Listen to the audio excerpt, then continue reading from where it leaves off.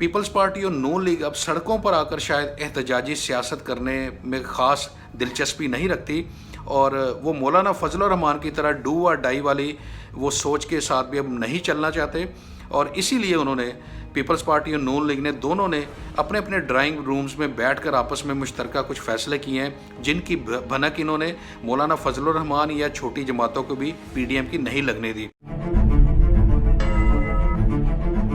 अस्सलाम वालेकुम, मैं हूं शहबाज बदर। आज पीडीएम के चेयरमैन मौलाना फजल रहमान ने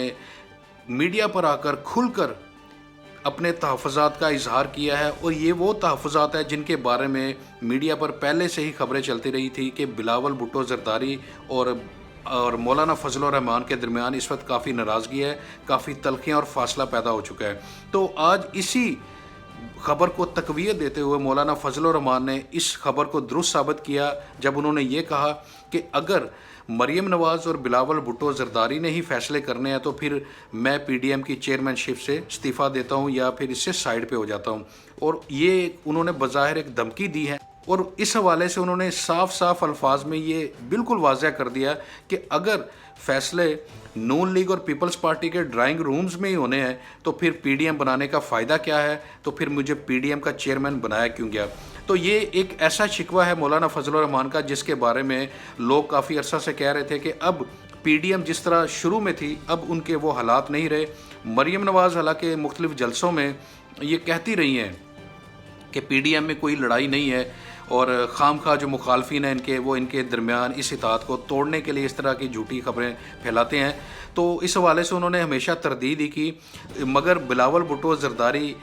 एक मखसूस टाइम के बाद कभी भी पीडीएम की किसी तहरीक का हिस्सा नहीं बने। वो पेशावर में भी गए, वहाँ पर बिलावल ज़रदारी नहीं आए। इसके अलावा मौलाना फजल रहमान ने अपने शहर में भी एक रैली निकाली और जलसा किया, वहाँ मरियम नवाज़ तो पहुँची मगर बिलावल भुट्टो ज़रदारी वहाँ भी नहीं पहुँचे। तो ये लोग समझ रहे थे कि इन साइड क्या चल रहा है इनका, मगर ये लोग सामने आकर मीडिया पर इस बात का इतराफ़ नहीं कर रहे थे कि पीडीएम के अंदर कोई कशमकश या कोई चपकलश इनकी आपस में चल रही है। मगर जिस तरह आज मौलाना फजल रहमान फटे हैं और जिस तरह उन्होंने शिकवे शिकायतों के अंबार लगाए हैं, मौलाना फजल रहमान ने यह भी शिकवा किया कि जो सैनेट का और ज़िमनी इलेक्शन लड़ने का जो फ़ैसला था इसमें पीडीएम को शामिल नहीं किया गया। उन्होंने ये भी कहा कि जब 2021 जनवरी में पहली मीटिंग की गई पीडीएम के तहत जितनी भी जमातें थी तो उस वक्त ये फैसला हुआ था कि आइंदा चंद दिनों में लॉन्ग मार्च की डेट का ऐलान किया जाएगा और 27 जनवरी की उन्होंने एक डेट दी थी जो कि आजकल की डेट है। तो इस डेट तक पहुंचते पहुंचते पीडीएम के लॉन्ग मार्च की डेट तो नहीं आई, मगर मौलाना फजल रहमान के इस बयान ने इस बात की तस्दीक कर दी है कि पीडीएम का इत्तेहाद सिर्फ बराए नाम इत्तेहाद है। शायद अब वो इनका वक्त ख़त्म हो चुका है और ये जमातें मुस्लिम लीग नवाज़ और पीपल्स पार्टी अब अपनी अपनी फोकियत के लिहाज से और अपने अपने फ़ायदे के लिहाज से वो अपने अपने फ़ैसले खुद करेंगे और इन साइड जो इन हाउस तब्दीली है वज़ीर आज़म को तब्दील करने की, शायद उस पर वो चले जाएं। मगर पीपल्स पार्टी और नून लीग अब सड़कों पर आकर शायद एहतजाजी सियासत करने में ख़ास दिलचस्पी नहीं रखती और वो मौलाना फजल रहमान की तरह डू और डाई वाली वो सोच के साथ भी अब नहीं चलना चाहते और इसीलिए उन्होंने पीपल्स पार्टी और नून लीग ने दोनों ने अपने अपने ड्राइंग रूम्स में बैठकर आपस में मुश्तरका कुछ फ़ैसले किए हैं जिनकी भनक इन्होंने मौलाना फजल रहमान या छोटी जमातों को भी पीडीएम की नहीं लगने दी। तो मौलाना फजल रहमान ने आज मजबूर होकर सबके सामने ये शिकवा इसलिए किया क्योंकि वो काफ़ी अरसा से ख़ुद को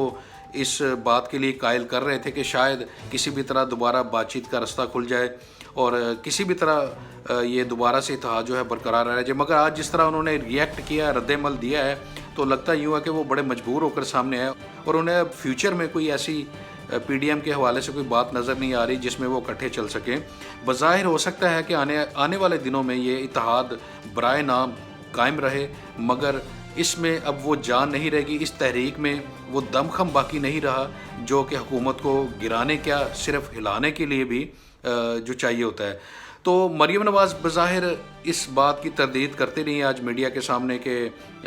मौलाना फजल रहमान के में और इनमें कोई इख्तलाफ नहीं है, बिलावल भुट्टो ज़रदारी और फजल रहमान का भी कोई इख्तलाफ नहीं है, मगर کیا کریں کہ جب مولانا فضل الرحمان خود سامنے آ کر اس بات کی تصدیق کر رہے ہیں کہ وہ چیئرمین شپ سے علیحدہ ہونے کو بھی تیار ہے پی ڈی ایم کی، تو یہ کوئی چھوٹی بات نہیں ہے، یہ کوئی معمولی بات نہیں ہے جس کو اگنور کیا جا سکے، یہ ایک بہت بڑی بات ہے۔ اب دوسری بات یہ دیکھیے کہ مولانا فضل الرحمان کی جو بدقسمتی ہے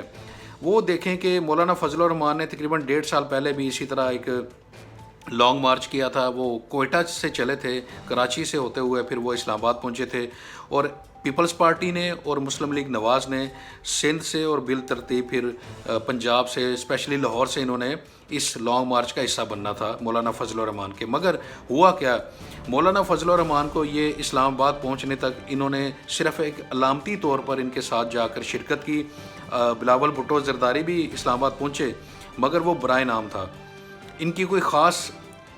اس میں شرکت شامل نہیں تھی۔ ان کے ممبران قومی اسمبلی، صوبائی اسمبلی یا دیگر کارکن جو تھے وہ کوئی خاص بڑی تعداد میں وہاں پر نہیں آئے۔ اسی طرح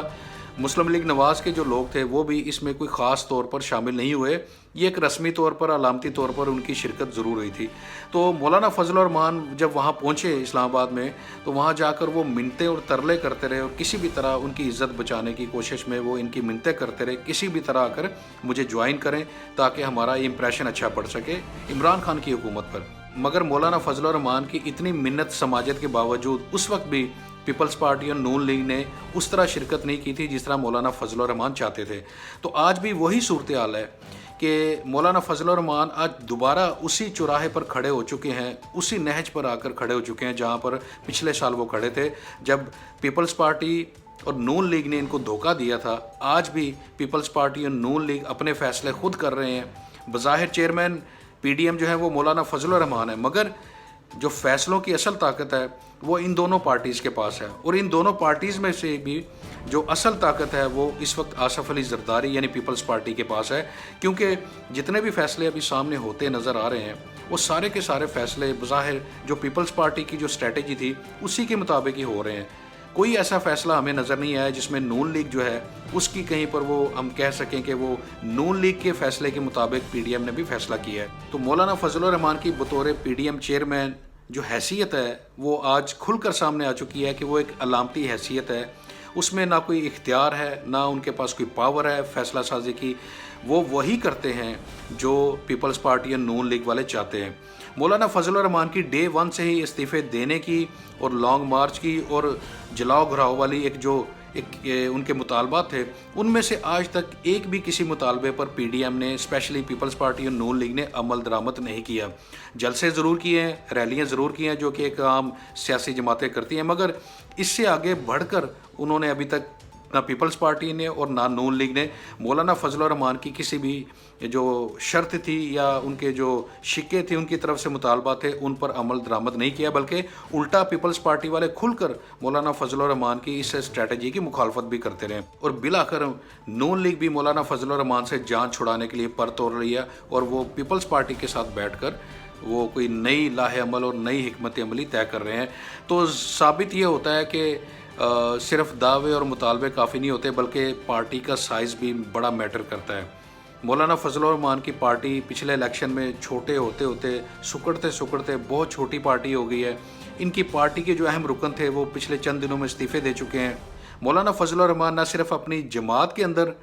تنہائی کا شکار ہوتے جا رہے ہیں، بلکہ وہ پی ڈی ایم کے اندر بھی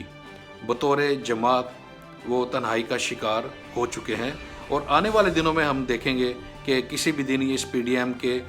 ٹوٹنے کا یا ختم ہونے کا باقاعدہ اعلان بھی کیا جا سکتا ہے۔